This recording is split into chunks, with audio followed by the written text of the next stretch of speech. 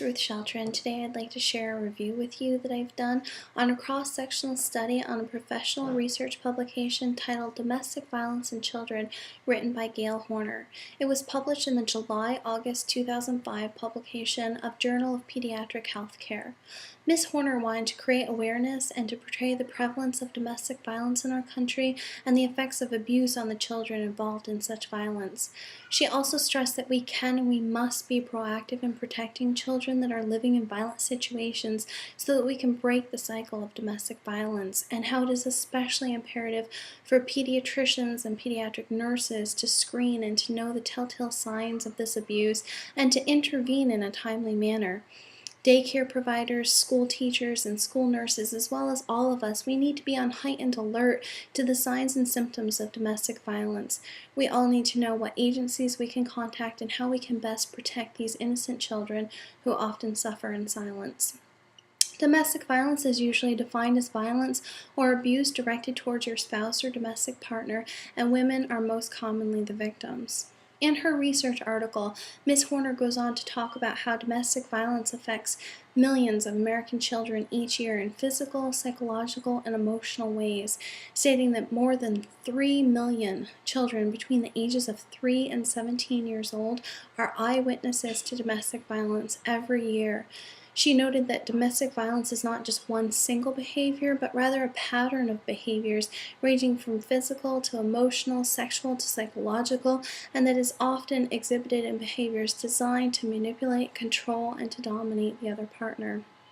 Research suggests that the effects of domestic violence on a child start as early as pregnancy and can cause adverse outcomes such as hemorrhage, preterm labor, miscarriage, and low infant birth weight.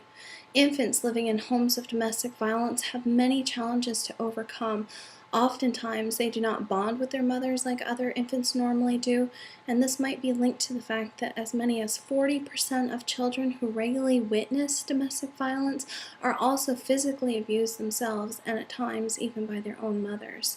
They sometimes will exhibit signs of stress expressed in excessive crying, agitation, have disrupted sleep and feeding patterns, and they're often very slow in reaching key developmental milestones.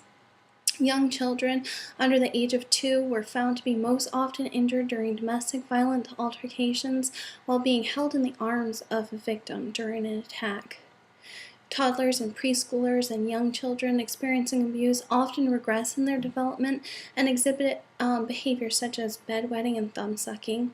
Older children often suffer the effects of abuse by internalizing the violence, seeing it as being their fault, and they're even oftentimes blamed for the start of a fight.